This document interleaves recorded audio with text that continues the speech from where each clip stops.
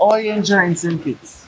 Since we're talking about paradise. I love it. Like I've been to so many places: Thailand, Vietnam, Singapore, India, Australia, Japan, Hong Kong, loads of places, and I've never actually gone somewhere and said this is paradise. I've said, oh, this is beautiful, this is amazing, it's incredible. I've never used the word paradise until I stepped here. It got to that point where I just did not want to be here anymore. I was my lowest of my low, and yeah, so I turned to faith, and God just revealed certain things to me and told me I need to forgive. So when I forgive, that was it. I created this Queen Speak series, which was just like me looking at what was going on in the music industry now, and there wasn't nothing like this, like doing a one take and having things pop up when you point to it. No one was doing anything like that. It's like, yeah, I could have gone and signed with Kanye and my life could have been different, but would my soul be the same? Would my integrity be the same? Would my character? Would my personality? Probably not. So I could marry a horse and I'll be all right with that. Like, genuinely.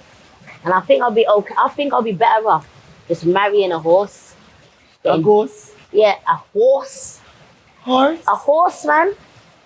You know, see what I got down there?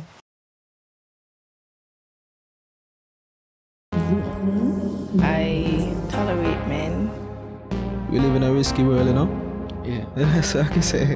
And, you know, we explore. Men should always spend on a woman. Appreciation is a big mark.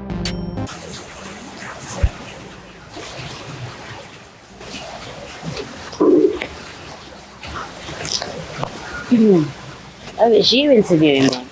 Huh? It's you interviewing me. It's you interviewing. Yeah. Oh. So, who you think was going to interview you? I thought she was going to interview me. Yeah? Why do you feel like she was going to be interviewed? Because, I don't know, females usually, Huh? it's usually, you know, Woman? yeah, when it's woman, you unlock a different side to a female if you're interviewing a female. Yeah, you feel like that? The interview starts, so why do you feel like that? I don't know, I just feel like you got more to relate to, and they can somehow make you reveal things that you probably don't even want to, just from solely being a female. Really? Yeah, trust me. So you don't feel comfortable enough speaking? No. Don't get twisted. I do feel comfortable, but I used to do radio presenting, so when I'm interviewing people, they would say the same thing. Like, oh, I feel like I can open up to you because you're female and I'm a female, we can relate. So I get it. I understand it. Yes. Yeah. Well, officially, welcome back, or welcome to Perspectives Media. This is the final episode for 2023. Swear down. I just made the cut. Oi. So, officially, we've had an amazing year. I think this year is the breakout year officially for Perspectives Media. So, if it's your first time here, your first time watching, people remember to like, share, subscribe, all the nice stuff. You know, but today we have quite a unique guest. You know, I'm a foreigner. Although I'm a foreigner. I'm waiting for you to say my name because I know you're gonna say it wrong. Go. Well, you see how the interview starts. You see my. You owe me 100 EC if you gave one. Go on. So we're here with Mrs. Queen's future herself, Mrs. Lady Leshurr. You, that's my money. So Just give me my money. Pronounce that name for me. It's Leshurr. Leshurr? Yeah. So my real name is Melisha. I just took the me off because I am me, and I just kept the Leshurr. But the thing that makes people confused is that I changed the last part of the spelling. The U double R just throws everyone off. They think it's leisure, leisure, Lady Leshurr, and So stuff like Leshurr. that. Lady It's Leshurr. actually Leshurr, yeah. So why am I saying Lady Leshurr? Because you're saying it how it's spelled. That's what the brain manipulates you to believe it's said like because that. Leshurr would normally be Leshurr, Leesha. Yeah, no. So my name is Melesha, and it's still pronounced Melisha. It's got one E in. You know why? Because you're British and y'all don't pronounce the R. Of So course we do. that's why you spell it like that. Actually, yeah, you're right, you're right. Yeah, that's why you spell it with the Water. R. You know what I mean? Because you'd say Leshurr, but then I would pronounce that as Leshurr. Well, I'll be honest with you. When I was 16 years old, I used to be called Lady L, and I made one song, and the chorus was like Lady Leshurr, Lady Leshurr, and it kind of stuck. So the Shur is just on that one song, and then I thought, you know what, I'm going to change my name, the spelling, because not only will it be easy for people to search, because no one's going to have that name, but it's just, I want everyone to be like, how do you spell it? And it will just create that mystery. So you wanted that mystique. Yeah. I wanted people to be like, how do you spell it? How do you pronounce it and stuff? Well, from the accent, people would probably figure out that you're from London or, well, not London, well, United You Kingdom. owe me more money now. Well. This is... Well, you seem like I have a broke after. I am very broke and I need... Yeah, it's expensive here, you know. It's paradise. It's not free. So you think it's more expensive here than back home? Yeah, 1,000,000%. 1,000,000. Really? But I think it's only because I'm staying in a hotel. Yeah. I don't have a car. I'm eating out all the time. Pause. And Why the pause? because that could be seen as a double entendre. You know, so you can't. Went way over here today. So you can't be eating out. No, because we're not actually on that topic. But basically what I'm trying to say is it's expensive as hell here, guys. But paradise doesn't come cheap, so I expect it. So are you enjoying St. Kitts? Since Absolutely love we're it. talking about paradise. I love it. Like I've been to so many places. Thailand, Vietnam, Singapore, India, Australia, Japan, Hong Kong, loads of places. And I've never actually gone somewhere and said, this is paradise. I've said, oh, this is beautiful, this is amazing, it's incredible. I've never used the word paradise until I stepped here. Because it legit is. I'm not even like, I don't even care if I'm full kits, half kits, Jamaican. I would still come here and say the same thing. So I feel like we kind of jumped the gun based off of this energy. So let's take it back now. Who are you? Like, where are you from to begin? So I was born in Birmingham, but my parents, both parents are from Basseterre. So my father's from around Monkey Hill sides, and my mom was born in Salt Pan Alley. Yeah. So they migrated during the Rushmore era? Exactly. So they said they come off the boat around 9 or 10, and they ended up going to Birmingham. And a lot of Kittisham people did. They ended up going to Brum or Manchester or Leeds. Yeah. Okay, and where are you actually from? Where were you born and raised? In Birmingham. So Birmingham. Yeah. And what was life like growing up in Birmingham? What was life like? Well, we was probably one of the first black family in a white area. And to be honest, I didn't even know I was black. Does that make sense? Yeah. Like nobody highlighted it. There wasn't no racism. I had like white grandparents, a white second mom. They took me in, and not like that, but I had 2 Christmases basically. And I never knew I was black until I got older, and I knew I was black, but I didn't know it was a problem being black until I started traveling, going to Spain especially. And that's when I started seeing like a lot of racism and stuff. But it was pretty easy growing up as far as like the people.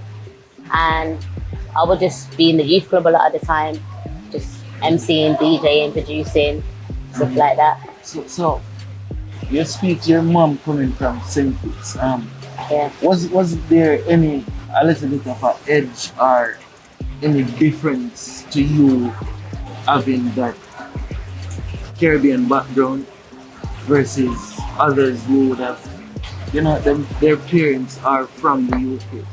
100%. I would not be who I am if I wasn't full Kittisham. I wouldn't. No way. I thought, and even touching down here, when I went down the escalators and I seen "Welcome to St. Kitts Cathedral," my tears were just dropping. It's like, I'm finally here. It was so overwhelming. So it's your first time First time here. being here? So your parents wouldn't have traveled back and forth over the years to St. Kitts? No, my father never came back.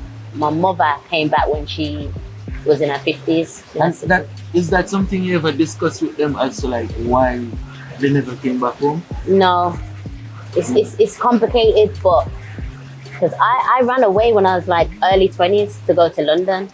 So I grinded the hell out of myself to prove that it's possible to make it. Because I would always get like comments. My father would say sometimes, it's not gonna happen for you. You're a dark-skinned woman, you got a Birmingham accent, and you're female. They're all the kind of barriers that are very, more or less impossible to break down, especially in the era that I was growing up and trying to do music. So I just went to London, never looked back, prayed, hustled, grinded, and I wanted to prove to my father especially that it is possible if you just be consistent and you believe in yourself. So I think within the 5-6 years that I was down there, I started to get like put onto big platforms and radios, and then I won an award, which is like the biggest award you can win, Mobile Awards, like one of the biggest, and that's for black music. So it was that time when like he started to realize, okay, she's a big deal now. Okay, so let's back up a bit again. Where did you get your musical background from? Musical background. So I grew up with one brother and 2 sisters, and my brother used to listen to drum and bass and jungle. My sister used to listen to R&B and hip hop, and my mom used to listen to reggae and bashment, and that was basically what just made me who I am. Because I would listen to all types of genres and music, knowing that I could do all different ones and use melody in my voice. So and you always knew you could sing? Or No, you no. already had a passion for singing? No, I could never sing. I was never a singer. But Sister Nancy Bam Bam was the reason why I started using melody in my voice. It's that song. Yeah, so what initially gave you that idea that, hey, I can sing, or I should try this singing stuff, or Good, this music thing good overall? question. I've never been asked this question. I don't actually know. I think it was more than music. It was about trying to get my mom out of the ends. And I used to do everything, DJ, rap, act, dance. I've done everything, but I knew that I had to focus on one thing and then bring the rest of the things afterwards. So I just chose music. And because we had a youth club with the equipment and the facilities to use for free, that was it for me. And I just channeled the pain and like, because I grew up in a not so nice childhood, and I never had a really good childhood, things that I've seen and stuff. Don't really want to go too into it because it's a bit, but you know, a lot of black families, they go through things very similar, but I went through a violent background, and I think that's the main reason why I wanted to just have an outlet somewhere. Music was that outlet? Yeah, music was the outlet. Right, so categorize, or not you to reach there yet, but what was that first song you wrote? It must have been on Sister Nancy. The Yeah. Bam Bam rhythm, yeah. My mom's voicemail on her phone. That was the first thing I done. And I was Yeah. like 6 years old. Wow. Yeah, I was like 6 then. And as you came up in school, you never aspired to be like a doctor, lawyer, teacher, something like that. You always knew you wanted to be a singer. I always knew. And I think that's why I know I'm destined for it, because I've never been so sure about anything other than music. I didn't even finish college or anything like that. I'm not telling people not to finish it, but I just knew that I wanted to just focus on music. So I did. And how soon, alright, you would have always been doing music. How Yeah. soon did you get some, like, any level of success in music? How soon? It was a very long, hard slog, trust me. Like, you gotta remember, I started messing about when I was 6 years old. I've even got pictures of me with a mic and everything. 12 years old is when I was very serious about it, 12. And that's because I discovered Eminem. And it was Hi, My Name Is. I know where I was, I remember the smile, everything. That really took an impact on me. And I wanted to be just like him. So from 12, that's when I discovered we had a youth club that we was able to use, and that was it. There was no looking back. I started doing poetry and stuff, but then I realized I need beats. So I wanna do something on instrumentals. So I started producing and stuff like that. But it's a very, very long slog. So from 12, let's say from 12 all the way to 29. 29 was when I got my first big break. So that just shows like there's not a time limit on success. We have to run this back. There's not a time limit on success.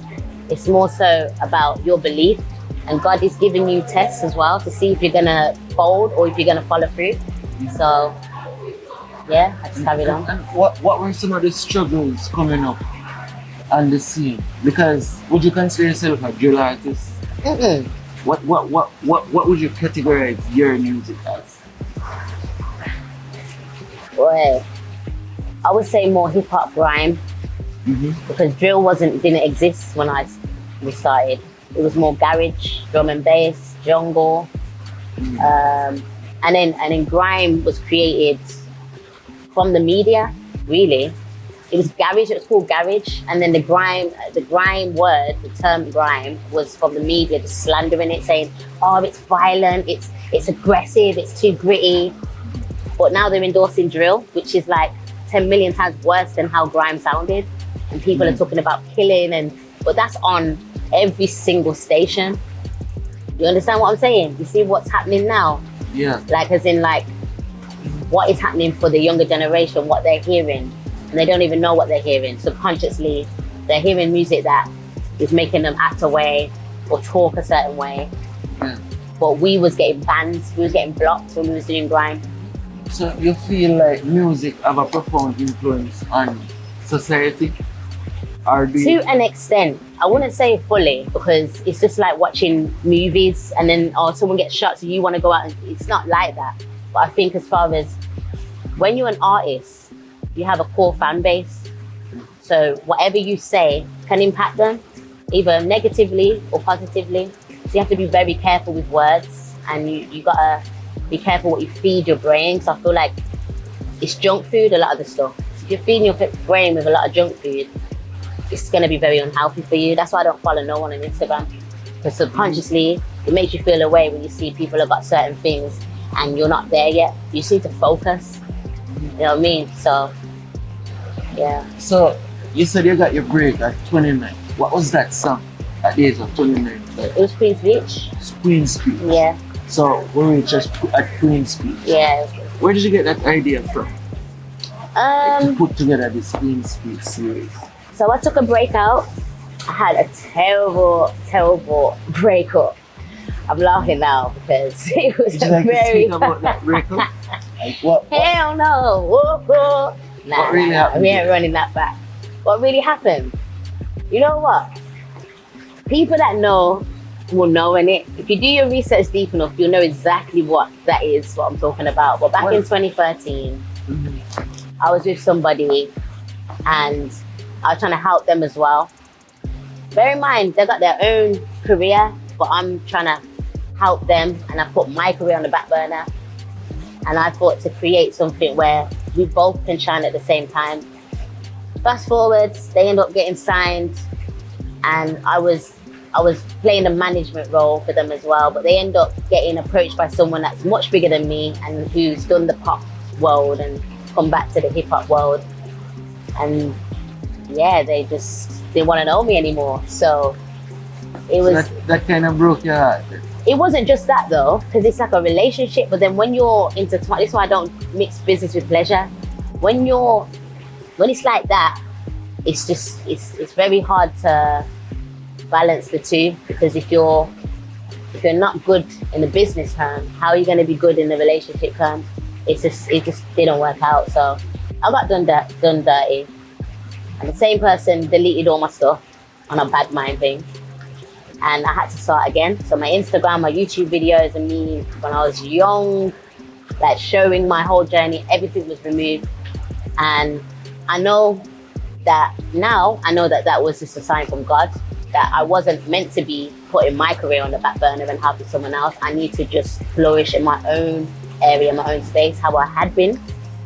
So I took a year out or year and a half out, and yeah, I just could not do music. I was very, very much depressed. I felt like because Business and Pleasure was mixed, I couldn't go back to music because they were still around.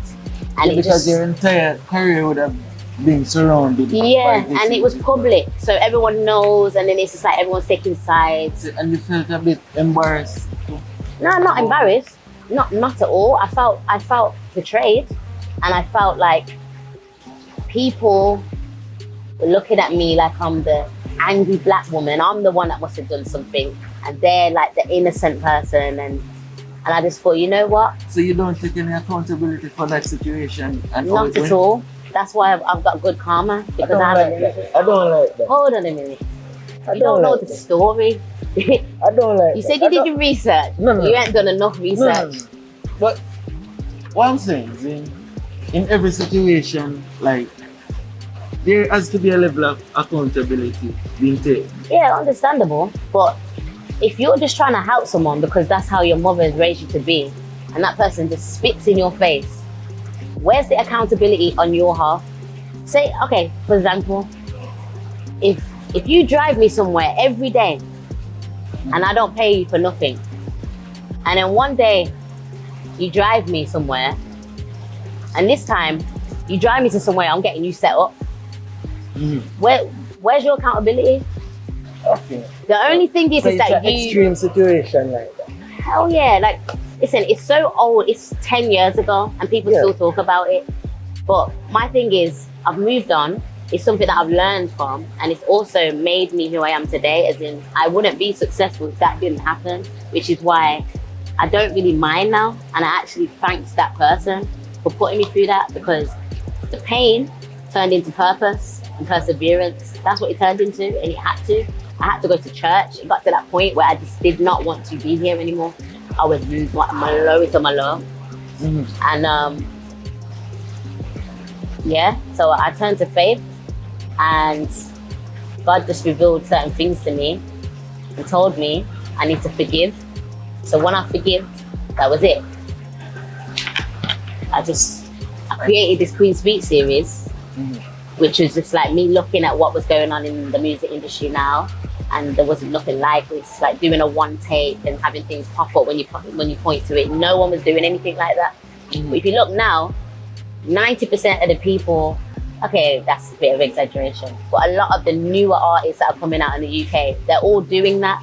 They're all walking, or they're doing one takes, or things are popping up. Yeah. So you feel like you influenced a generation with the Queen's Beat series? I feel like I've put a little mark in the music industry, even though I don't feel like I've got props for it, which I don't really care anymore. It's just one of those things. People who know, but it's good though. It's good because I know when I pass away, that people will look back and be like, she set the trend for this, and people, it's a cultural reset, and people didn't really do it before. So you know. So when this entire Queen's Beat series blew up for you, how did that change things for you? In a massive way. I think I was only meant to do 4 episodes to talk about things people could relate to, the common man could relate to, like the gifts and the memes and any topic that was getting spoke about online. I just took that and put it in lyrics. I used to watch a lot of battle rap as well, so that is what made me inspired, because I used to think so many battle rappers, especially females, they're so cold. But the reason why they're not where they should be is because they've got the cold bars, but you need a chorus, you need melody. Yeah, you need song. Yeah, exactly. You need song. You need something somebody can sing. Exactly. So that's where I got the inspiration of, as far as doing battle bars, but then having melody in there and then having a chorus. Yeah, and I think it had a little comedic edge to like. Yeah. That I think that speaks to the influence of Eminem with the Slim Shady Exactly. vibe. Yeah. Because listening, I could hear some of that coming up. 100%. Yeah. I just wanted to bring fun back into music, man. It's too serious when I was trying to do that. So from there, I think I see something that yours approach to be signed by Kanye, and you turned it down. Why? Why? I got integrity, and it just did not align with my spirit.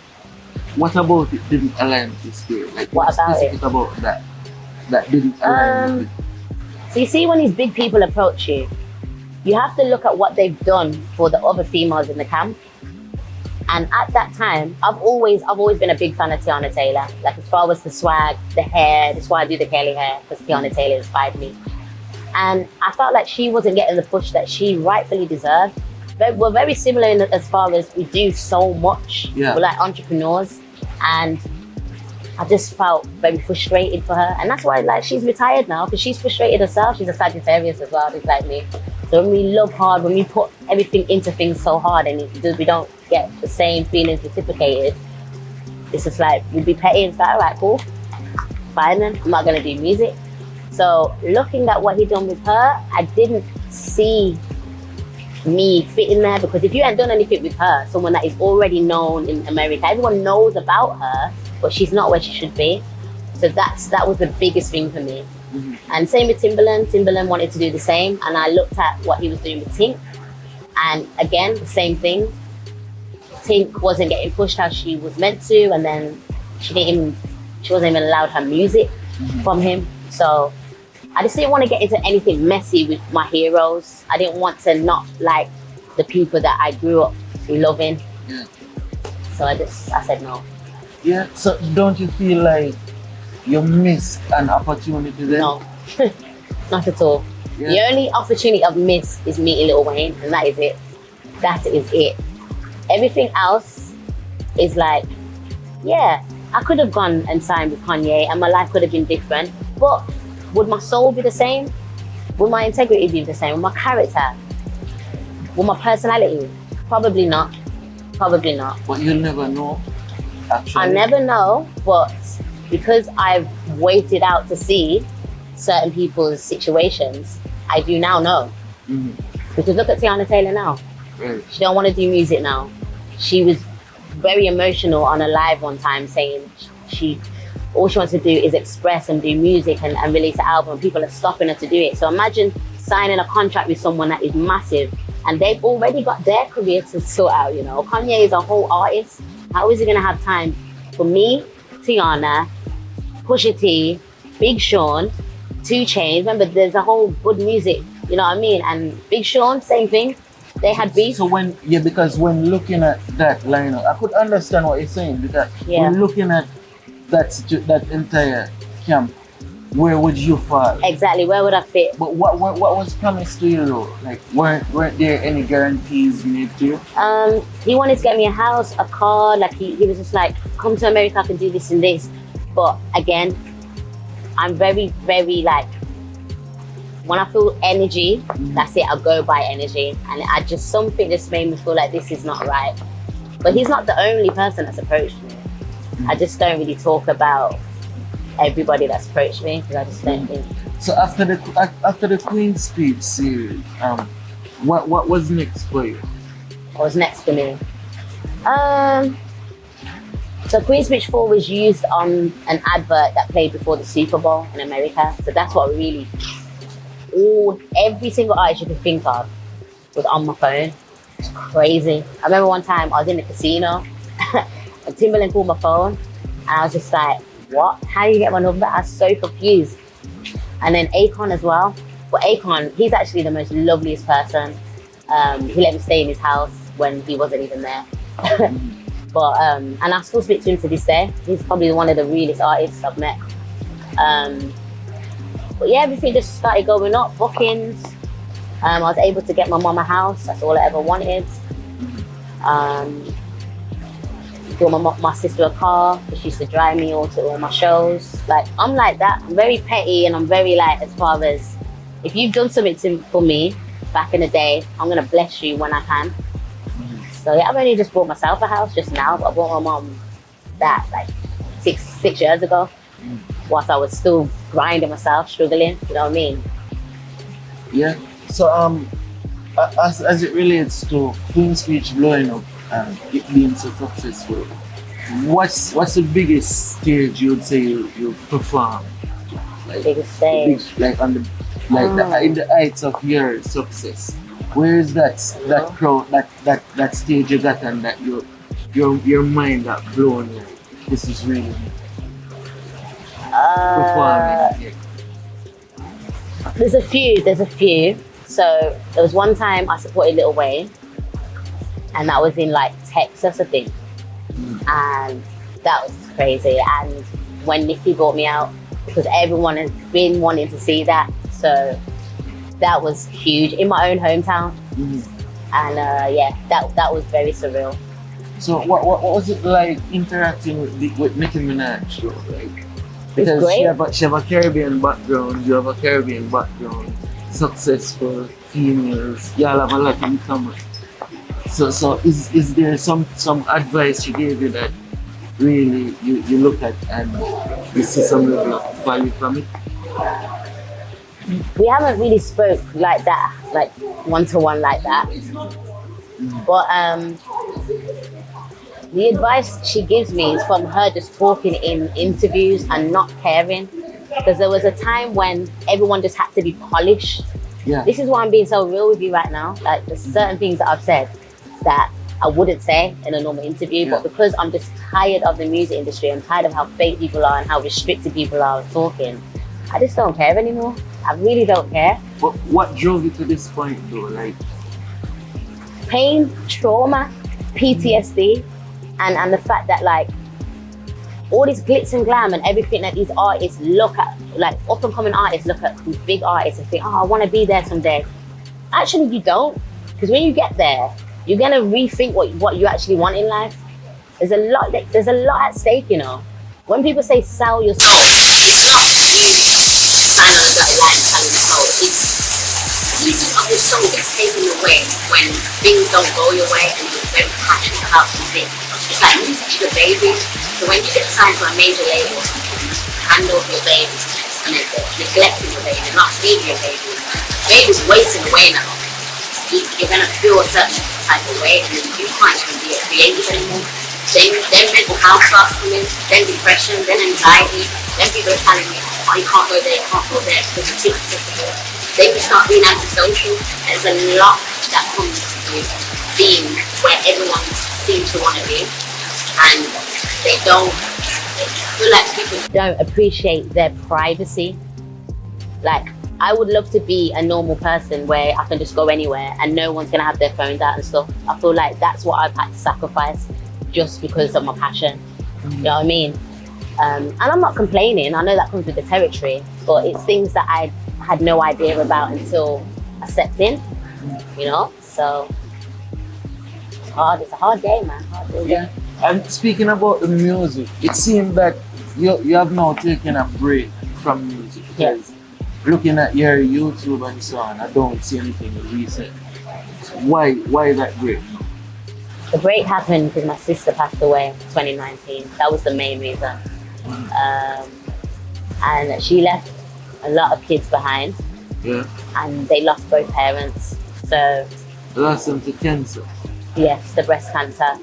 So my thing was, first of all, I was still with a major label at that time, and they did not show any empathy. And that's when it dawned on me, nobody actually cares. Nobody cares about you, you know? It's just business. It's just business. Yeah. And yeah, that definitely done something to me, because I'm thinking, I only want to do business with people that I love and care and that I support and get that reciprocated. And that was when my mental breakdown came, because it's like, they're pushing me to, you need to do this, you need to do that. I had to do a Olay campaign a couple of weeks after, because I'd already signed the contract and my label was like, you have to do it. So in between breaks, I'm bawling, crying my eyes out in the toilet, coming back, having to get my fixed. Do you know what I mean? Just things like that made me think, you know what? I feel like a slave now. I don't want to be a slave to the system. This is not what I signed up for. I've done music because it was an outlet for pain, and now I'm hurting and still having to work.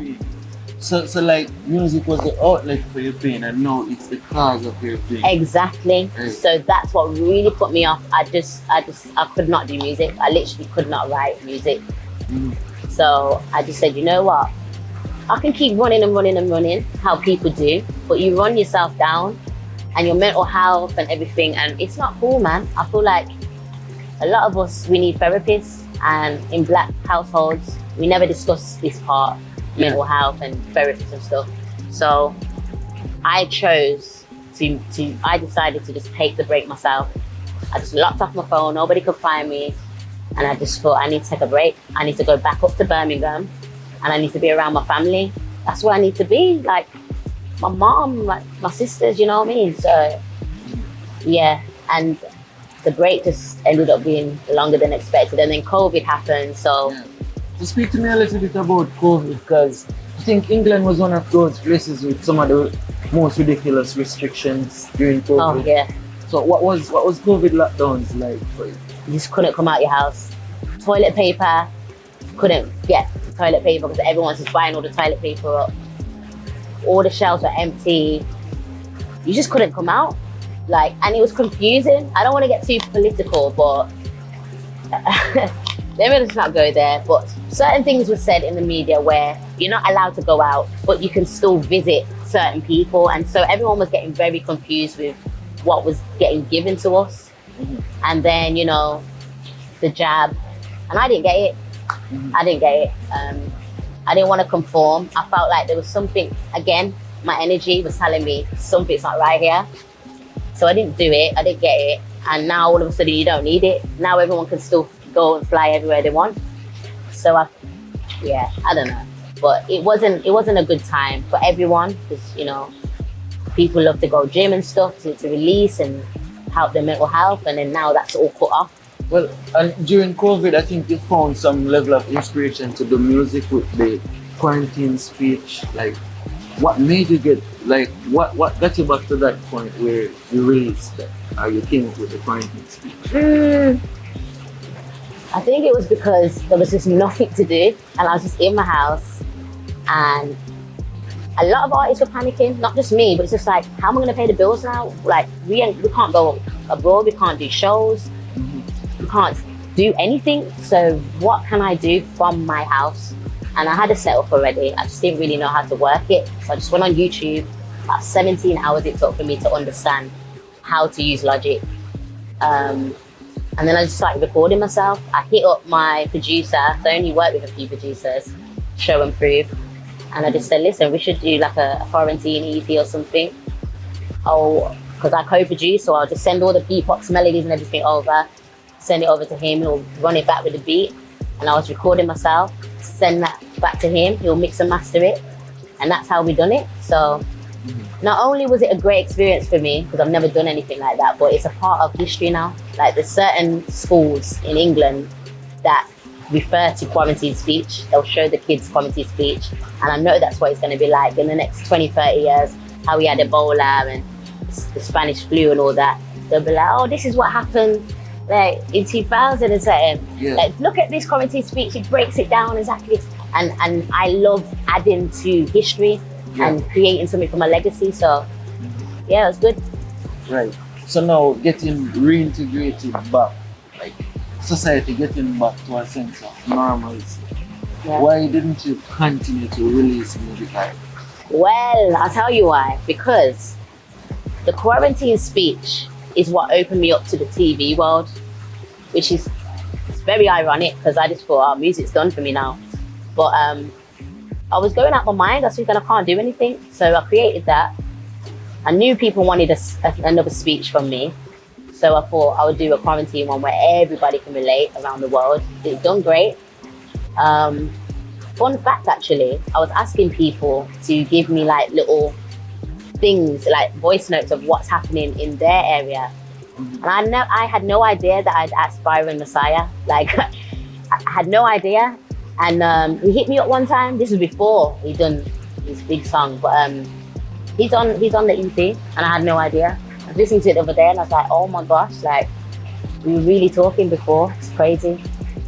But it was a TV world, and then I started just getting bookings. And with TV, it's different because you can go out your house. You just have to wear a mask and you stay separate from people, and then you can still do it. So it was just a big open for me, and I loved it. It was great. And coming back to normal now, where the world is open to everybody and you can travel now. And you see, all the restrictions are basically, it's almost like COVID didn't exist now. I know. Why not get back to music? Because it's just, I told you, man, it's trauma. It's like, I used to think about music, I think, so many people have done me dirty in it. Why would I want to go back to something dirty? It's like I'm using a used plate. Let me just start fresh and clean over here. Let me create businesses for myself, for my kids or for my sister's kids, just so they've got something set up for them. So I started during COVID. Not only was I doing TV work, but I started doing vodka, alcohol, and that done really, really well as well. So that's something I've never done before, but I started researching what can I do during this time, and that was a multi-million business. So I just started researching about it, and then we got investors, and it just all came together. I just got too busy, and I preferred it because it was like doing TV. It's like a clean slate. So I've never been in this world before. Everyone is happy, everyone's friendly. It's not crabs in a barrel mentality. Everyone is just there to do a job and then they go home. But with music, it's like people will just snake you, or people will act like they like you because you're popping. And then once you went popping, you think they're gonna call your phone again. And I don't like that because I'm real. I don't just pick up people and drop people off. I'm not a taxi. So why are people treating me like a cab? But perhaps the same thing can be said for TV. If your show is not doing the numbers it needs, or if you as a personality is not doing the numbers, then you'd be dropped just the same. That's true, but I think it's different because you're not personally affiliated with them. That's just, you get signed to do a TV show. I've done this before, but you get signed by a company to do a TV show. If it doesn't go if they don't want to continue it, they don't want to continue it. But with music, it's like you meet the same people, you work with them, you build, you bond with them, you get to know them. It's like befriending. It's that kind of vibe. It's like you're literally being intimate, or you're being like hands-on with this person that you're working with. And then if you're not popping, it's like, see you later. It's completely different to the TV world, I promise you, completely different. Well, maybe because you have such a connection to music itself, you would be like that. But then another person who is not spiritually connected with music is just business, Maybe so. Yeah, But if you look at the track record of how many artists, especially in the UK, that have had mental breakdowns, one is commit suicide, that are depressed, developed anxiety just from being with major labels specifically, or being around people that have promised them things. Trust me, you'll understand where I'm coming from, because I'm not the only one. I always used to think maybe I'm over exaggerating, but it's just because when you're creative and you put your whole heart into something and it gets broken into pieces, of course you're gonna feel some type of way. It's like you're losing someone and then you have to grieve over that. So it was like I was grieving over my sister and then grieving over music at the same time. So I could never have gone back to music. I did a song for my sister and then that was it. I couldn't do anything else.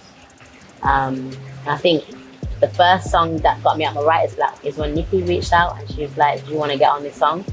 And that was it. So got to big up Nikki for that. Right. So family, speaking of family, earlier you spoke about going into business and wanting to leave something for perhaps your sister's children. Do you have children of your own? Mm-mm. Don't you think, are you not thinking of starting a family? Of course. But when you're in this music, this is what I'm trying to say. I had to sacrifice a lot for music. And this is the thanks I get. I'm joking. But no, in general, it's just like, I couldn't meet anybody whilst I was touring and doing this and doing that, studio, late nights and that. It was very hard to maintain a relationship because it would always be someone that I'm with that does not understand it. So they'll be frustrated why I'm not there or why I can't go out and take them out all the time. So, no, but don't you think there's a level of accountability again? What star sign are you? Because you're giving Capricorn. No, I'm a Are you Virgo. Capricorn? I don't believe in sense. Virgo. I don't believe in sense. I don't believe in sense. I feel like we we are based on experience and the Yeah, trauma that's a we part go of it. through. That's a part of it. That's what builds our personality. That's not a part of the it. But type- star that's- signs do mean a lot. Well, I mean, that's not my thing personally, but as I'm saying, like, as it relates to relationship, if somebody wants it to, like, if you really want something to work, you would work on it and make it work for you. Yeah. You know? So maybe And there's I something. did. This is what I'm trying to say. I did. You're just traumatized. Man. I'm traumatized from before, but I'm not traumatized now. But what I'm saying is, I've tried to do that. I've always put love before music, and that's what's stung me in the long run. I've tried to do that throughout all my relationships, and every single relationship, it just hasn't worked out. So you're not in a relationship now? No. Why not? No. But you're not doing music now. I am. Or you're getting back Yes, into that's what I'm trying to say. I feel like relationship is a massive distraction, and I probably would have been bigger than I was back then if I didn't have a relationship, because it's just like you're just focusing on one thing. But when you have to juggle a few things at once, it's just like, oh yeah, I ain't gonna go to studio today. I'm gonna stay and lay in with you all day. Oh yeah, I'm not gonna go to that show. I'm just gonna say I'm sick. That's what I used to do, you know. And it's just like, what are you doing, Leash? It's crazy. I think I love hard in it, so I'm just not ready for a relationship right now. I've just come out of a 7-year relationship. I don't want to do that again. I just want to focus on myself and build on myself and learn to love myself again. So what happens when you need that male company? I don't need no company. I don't need any company. I've always been like that. I don't believe you. Oh my God. I don't You believe. see, this is why it's just. See, if I was getting into by a female, it'd be easy for me to just unlock this situation here. But I can't talk to a man because men just think women can't live life without sexual intercourse, which I think is mental, because me not having that is the reason why I'm so focused. If I have that, I'm gonna turn mad. Men turn you mad. And I know there's girls watching right now, they're like, yeah, my man, yeah, my hubby, my baby part, yeah. One time I turned mad. I'm gonna click that. That is serious though. Like, women, we're different to men, of course. We can have men mentality sometimes, but as far as when that part, when it becomes intimate, you can lose your mind, you know, you can get lost in the sauce. Trust and believe. And I've all my friends, it's just been a natural cycle of them telling me this has happened, but they still go back, and I always just think why. And then it happened to me, and I was like, okay, I understand now. Men just can turn you tapped, can turn you crazy. So you give up on love just like that? I'm giving up. I just feel like I need to love myself again, and prepare myself for my next partner. I can't be, like you said, traumatized and try to run and skip into a next relationship, because every time they do something that's going to trigger me, I'm going to straight away be like, you know what I mean, pointing fingers at them, and I don't want to do that. I don't think it's fair on them. It's not fair on myself. So it's best for me to heal, have therapy, which I have been doing, and understand myself and understand why I'm the way I am. And that goes back to my childhood and stuff like that, my family, my parents. So yeah, there's no rush, you know what I mean? I could freeze my eggs. I've never really wanted kids anyway. Why? I don't know. Because I'm a kid, like I'm mentally a kid as far as like, I'm like a child at heart, innit? And I don't know if I could be mature to be responsible enough to then have to look after a child. Yeah. Genuinely, I've been around all my kids, my sisters, my brother's kids, and I've played that role, and I just can't see myself doing that, because then that's it. Career done, you know. You can't juggle that. You can't juggle that. I feel like that's a misconception where women feel like they can't necessarily maintain their career while having kids.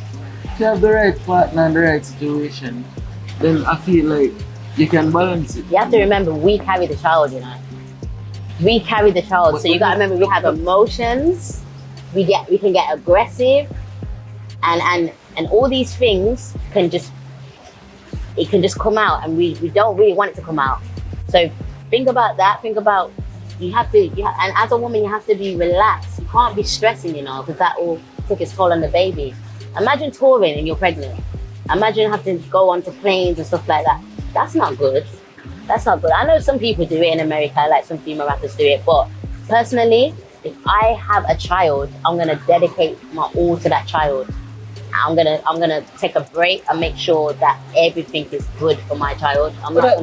You're not childish at all. You're responsible. No, that is when I will be responsible. That's what I'm trying to say. Yeah, I'm living life right now, and I love the fact that I can just jump on a plane, come to St. Kitts, and be on my own, and not think, oh yeah, I gotta go back into that. I do have a cat though, which is with my mom at the moment. But other than that, I don't like cats. I'm a dog. oh, I love cats. I'm a Of dog. course, a lot of men are Don't mess dogs. with cats.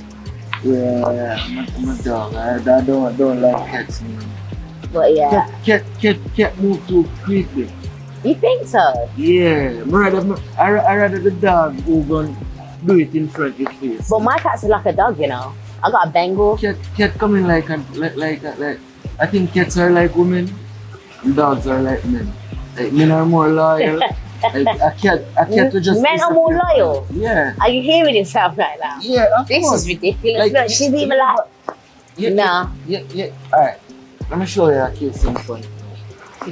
You notice a man would go a barber, like one specific barber, Yeah, and never changing yeah. barber. That's the most A loyal woman guy change to her do. hairdresser every 3 months. I don't. A woman change her hairdresser every 3 No. months. I think that's something to do with a woman's personality then, or a woman's what do you call it, patience. Because if your hairstylist is out the country and it's your birthday tomorrow, you need to get your hair slayed. Of course, you gotta go somewhere else. Why are you gonna go out picky because you want to be loyal to your? So you're telling me you're gonna wait, furry hairline, everything. Your barber's on holiday for 3 months. You're gonna wait for him. My barber now go holiday for 3 months. But you don't know this. He could be flying out to his family needs him. You'll never live to see that up. But it's just Men are more loyal than women. I feel like that's something. terrible. That's a fact. That's a fact. Nah. Yeah, it's a fact No. that No. y'all don't want to admit it, but it's a Nah. fact. It's a fact of the matter. I understand where you're coming from. Actually, now my eyes are a bit more open, because when I look at American Twitter, I see a lot of women getting caught cheating and stuff. But it's always the men putting them on blast. But it's like, what are you doing then? Just because she ain't got you on blast doesn't mean that you're loyal. You're just exposing her. No, but this is not cheating if you don't get caught. I actually can't. I can't do this interview anymore. How is it not cheating if you don't get caught? It's not me if you don't get caught. No. This is like some Jamaican mentality now. Are you Jamaican? So you sit down and say, Are you Jamaican? Yeah, I'm a Jamaican. It makes sense. So I do you have a stigma? Is there something wrong with a Jamaican? No. But my ex was Jamaican, but it's not that. It's just I've been to Jamaica and they were saying the same thing. It's not, if you don't get caught cheating, then it didn't happen. And I Words of a legend, man. Legendary Chris Martin, man. nah. It's not cheating if you don't get caught. No. No, It's like real. Ninja Man would say, and I can't take Ninja Man serious in his interviews. It's funny. For Martin, that man. Cheater Nah. sprayer, man. No, I can't. Because we could say the same thing then. But you know what? If a man cheats, it's not, I don't think it's that bad. It's like, okay, the woman's going to get hurt 1,000,000%, but a man is going to be a man. But if a woman cheats on a man, No, because there's a reason, I'm and gonna it means she's... I'm going to show you what now. You see, with this whole cheating vibes now, if you have a key, right, that can open any door, that's a master key. But if any key can open a lock, that lock has no use. So it's just the same, like your woman is your temple, that is your trophy. You don't want your trophy accessible to everybody. You know what I mean? Yes. And I feel like naturally a woman is more emotional than a man. Yeah. Whereas a man could just have casual sex with somebody. Majority of women can't really do that. I think it's only a who can do that, you know? Yeah, Because- exactly. So technically, if a woman cheating on you, she don't really like it. If she cheats on you, that means that you've done something. You've done something to her to That means make she's her not a even good go woman. there. That No, means she's not serious, a good man. woman. If a woman cheats on a man, we're emotional in it. Everything is mentally No, for a woman. For a feel man, like- it's more physically. You wanna cheat on your woman with another woman because you look sexy, you got big back, big breasts or whatever. But with a woman, it's not because he's got looks or whatever. It's something's happening at home, which is why she's turned there She's in the just not- first place. I'm she's just telling not a good you. woman. I'm telling you. Good And women don't I'm cheat. sure the women watching this will understand where I'm coming from. No, good. We don't I don't cheat. feel like good women cheat. Women shouldn't cheat anyway. Don't. I'm not trying to say that women should cheat, but I'm saying why we would cheat. It's a mental thing. We do base a lot of things off emotion, but I'm telling you, once a woman cheats on you, that means there's no like you've done something to her to make her even go there in the first place. No. I'm You telling work you. out things. You work out things or you leave. You don't cheat. No, man. And you know, in this today's society, you got all these dating apps and stuff. So much distraction. Instagram, bikini pics. Whereas, you know, back in the day with your nan and your granddad, they just had themselves. Do you know what I mean? But Nana and Granddad, you know, look on it, think about it. Nana and Granddad had 3 kids outside. Not my granddad. Granddad had Granddad had a few households. Not my granddad. Realistically speaking, so it's nothing new. What's new is these females feeling like they can be men. They cannot be a man.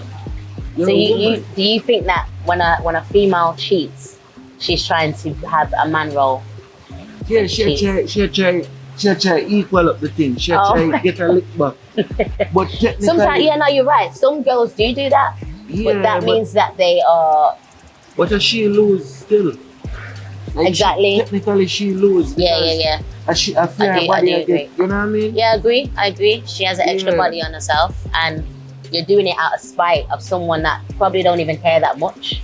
But you're then left with that feeling of, what did you do it for? Because technically she's devaluing herself.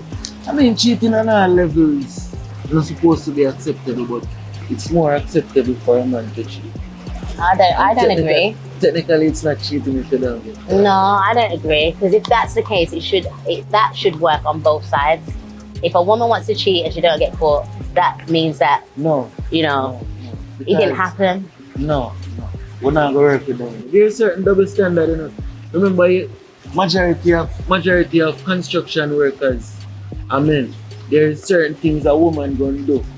Like a woman gonna keep the house. Like you could build yourself a house, but a woman gonna make it a home, you know. Yeah. You know what I mean? So technically, you have roles for a woman and roles for a man.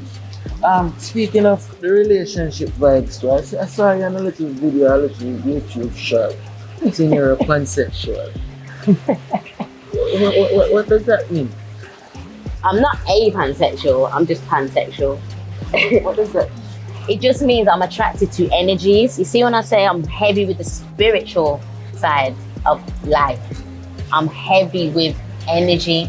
So it don't matter the gender. It's more about the energy and the spirit of someone. Does that make sense? No. Because So- it's either there's only male and female. No. Not in this world no more. Is there only men and female in this world now? What is a male? Look at all the other terms that people use now Them a try for to make- themselves, them a try to like make up some asexual. things. You got transsexual. There's all different things. Them a try to make up some things. Nah, you know what it is? Biologically, there's only a man and a woman. There's only men and women. Yeah, I understand where you're coming from, but because we live in this world where other things have been opened up now, and you know, there's now terms for what people class themselves to be. Mhm. So I used to always think I was bisexual. That's what I used to think. But I think it was Kalani, you know, the singer Kalani. She came out and said she was pansexual, and I didn't understand it, and I researched about it, and it made sense. it made perfect sense to me. Like it's like a light bulb just clicked. I was like, that makes sense because I can look at a silver fox and I can have a great connection with someone that's much older than me, you know, and be attracted to that because I'm attracted to the mind. So you don't feel some kind of level of this is not morally correct, like being with somebody of the same sex? It's a moral. Say again. Like morals, like that goes against your morals. No, not at all. Not at all. I don't. I think life is for living and love is love. I will never judge anyone. I will never look at anybody in any way with what they want to do with their life because that's their life. People love to judge. That's why this world is so corrupt. Because people love to jump online and point the finger, and they got all these fingers pointing back at them, and their bed's messy. You know, they've got a lot of things they need to tidy up in their life, but they're quick to jump and you know, point things at people that are living life and loving whoever they want to love. You know, let people just mind your business. Let people do what they want to do. But as far as me saying that, I felt like because I'd never announced how I felt about genders, it was like a weight off my shoulder. It was like I finally can tell people and finally felt a bit free. But it doesn't change the fact that I could be with a man and stay with a man. Put it this way, I could be with a man and stay with a man because I love that man. I don't see anybody else other than that man. Or I could be with a woman and love that woman and I don't see anybody else other than that woman because of what they presented to me. Their morals, their integrity, their character, their personality all aligns with my spirit and my energy. So it really isn't about the gender for me. It really ain't. So I could marry a horse and I'll be all right with that. Like genuinely. And I think I'll be okay. I think I'll be better off just marrying a horse. A horse? Yeah, a horse. Horse? A horse, man. You know, see what I got down there? No, I'm joking. Nah, don't clip this. I'm bantering, but you know, I think Kitishan people might think I'm being serious. Yeah, I know, you're gonna clip it. It is what it is. I'm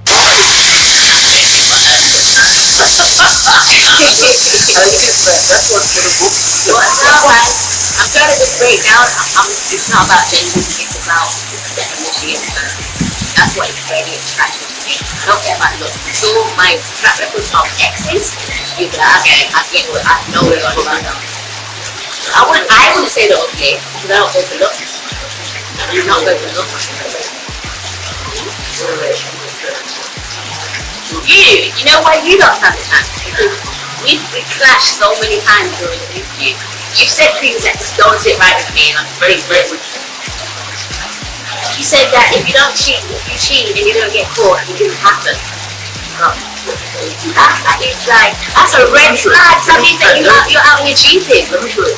That's a red flag. Okay, let's get the money. Anyway, what let me show you.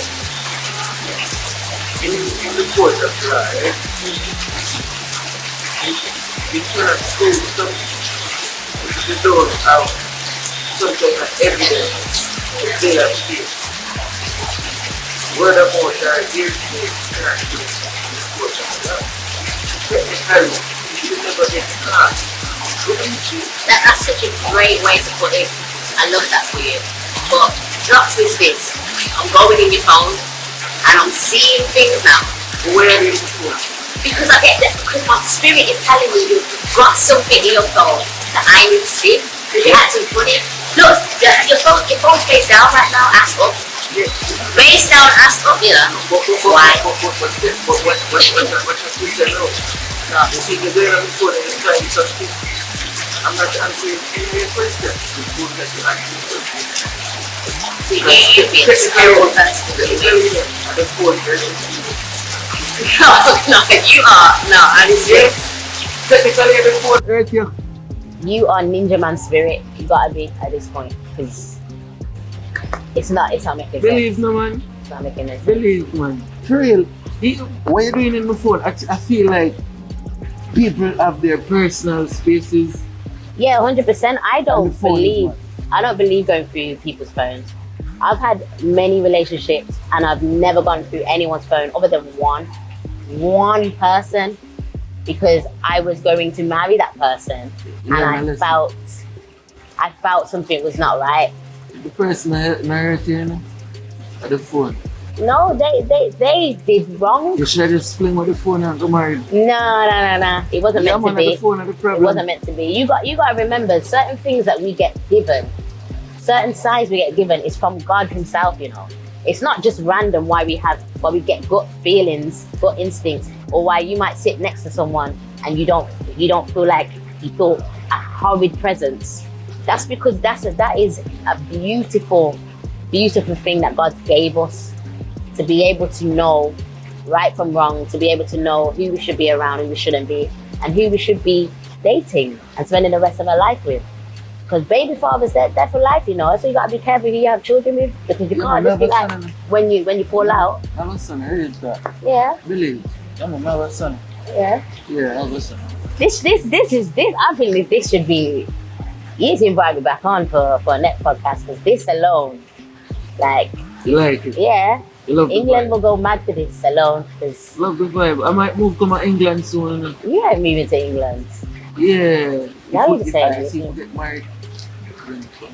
Married? Yeah. I'll just cheat on you. You cheat on me? Yeah, because you're not gonna find out anyway, so it never happened. Technically. Alright, Usher. It's not cheating. It's if me there St. Kitts Nevis and you there England and me do something in St. Kitts Nevis. It's not cheating. No, I don't like that. We're in a different time zone. I don't like that. We're in a different time zone. Check this. Only 4 hours, but check this here. You see, when you're intimate with somebody, you're giving a piece of your energy to them, you know. You're one for that moment. So you're both intertwining your energies. Yeah. So imagine, I don't even want to say with people, imagine I've done that with someone and then they go away. You do that with No. Let's take you out of the equation. Imagine I've had that intimacy with them. The energy, the spirit, everything, and I feel so connected with them and I feel like we're one. And then he goes off and he's doing that with that person, and a couple of the people he's doing it with have got horrid souls, evil energy, and then you're coming to circle back around to me to then stick it back and then insert the energy into me. Nah. I'm telling you, sex is a very spiritual connection. Watch you know. You block the connection with a condom. Oh my God. This guy, no. I just can't take it You know, serious at this point. You have to believe in the thing, man. You have to believe in the thing. Believe, man. When I talk here, you have to listen. Yeah. You got this one. You can have it. You got it, man. You got it. A serious thing, man. You got it. Man, when I joke about reason, man, a serious reason. So, alright. Think about it this way. Because the connection, you have to have a portal, you know, a gateway of entry. Like you have to exchange a level of fluid there. You know what I mean? For the souls to intertwine. So when you put the condom now, you can just like it. So the soul comes up, condom just the same. I wouldn't be able to relate. But no. I take that very seriously, and I feel like that's the reason why I am where I am. Because if I was out there doing all of that, mentally I wouldn't be here. I wouldn't be able to focus. I'll be thinking about things I shouldn't even be thinking about. Oh, Martin is over there doing that with that, and I should be focused on music. But I'm now on this girl's page for hours trying to find if he's committed 5 years ago, scrolling down. You see what I mean? You see how you man them make. I don't have the obsession there, is there? It's not even obsession. It's just sometimes that's what women do. When you love someone and you think something's happening. A good penis cause that, you know. That's what I'm trying to say. Good penis. But sometimes good pee is not good for yourself and good for your health. Sometimes it's like you got good pee, keep it over there. It's fine. We can be friends. That's how I see it. You're gonna mash up my life. Yeah, technically we can be good friends. For 5 minutes. Probably for 1 minute actually. Probably for 1 minute. You're gonna mash up my whole life in the way I think for 1 minute. Yeah, give me a lot. Because it was great. Because 5 minutes is a lot. You know how much things can happen in 5 minutes? Wow. Is is 7:34. And we're going to talk. I'm not telling you 7:40. Yeah, a lot of things can happen in 5 minutes, man. Yeah. Well, I'm still speaking for myself. I'm speaking for the women in it. I'm a Like, minute man, you know. that's terrible. Missy Elliott been told me about you lot. Ain't a good man. Yeah, but anyways, back to the music. Yeah, back to the music, man. Yeah, Come on. to wrap up things now. Mm-hmm. As it relates to looking at the music scene in Yeah. the UK, Yeah. the names that I am privy to, like the more mainstream names you see, these people like Stormzy, Yeah. my boy the Central C, Yeah. Yeah. Dave, Yes. people like those. How do you feel about the status of music in the UK at this point? It's very much drill driven now. Mhm. And I think there's an agenda behind it. That's personally speaking, because I used to work on one of the biggest radio shows in the UK. And when I realized that these songs are talking about, oh, chef that person, they're saying certain things that a man that will work in a radio station that is not the same colour as us will not understand what they're talking about. They just think, oh, he's cooking up something. Great. But really, you know, a lot of these songs have to be wiped. So a lot of the words get wiped. I'm just hearing ching and chef and all this stuff it's just on the radio because they don't understand the slang.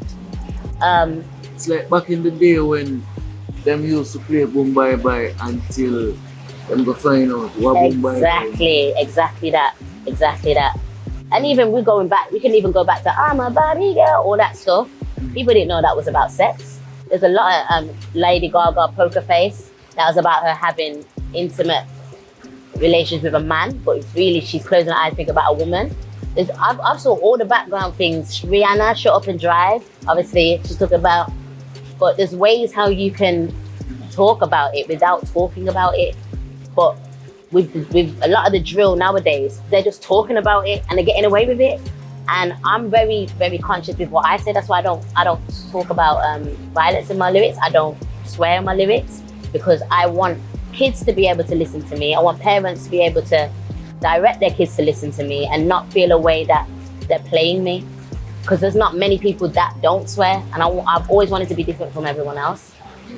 So I take into consideration everything. It's the reason why I don't do this batty and breast thing. Even though this talk's a little bit revealing today, but I'm on holiday. But I usually just let the bars do the talking. And yeah, that's what sets me apart. You know? And what's next for you? Like what the people can look forward to? What's next for me? What's next for me? I'm doing another vodka called Unleashed Spirits. Mm-hmm. That's gonna be my second vodka. I'm gonna be writing a book. I'm gonna be doing a documentary about me trying to find my roots in St. Kitts. A movie about my life, a short movie, an album, loads of features. Like 2024 for me is the return. Right. And 100%. Can you tell us one of those features you have in the pipeline? I don't wanna say anything or jinx it. Well, it's viral still. We're gonna be clipping some of these stuff, like the R spot and Wait, how big is this? Hold on. How big is this YouTube channel? Because I've said some stuff, boy. small scale. But anyways, people, we have come to the end of another episode of the Perspectives podcast. Remember to like if this is your first time. Leave a comment, subscribe to the thing, Perspectives Media. We're due for Lady Leshurr. Hope you find love. Leshurr, guys. Leshurr. Yeah, there you go. Leshurr. Lady Leshurr. Yeah. Hope you find love for the new year. Oh gosh. And don't cheat and those stuff. And Anyways, never people, until next time. This has been a great episode. Hoy, and I said nobody now believe it. Well, if them here say I beat it, me and the pastor, me not go preach it to how we all it down. Yeah, man, it's Leshurr, and I mean giving you a different perspective on Perspectives Media. Easy.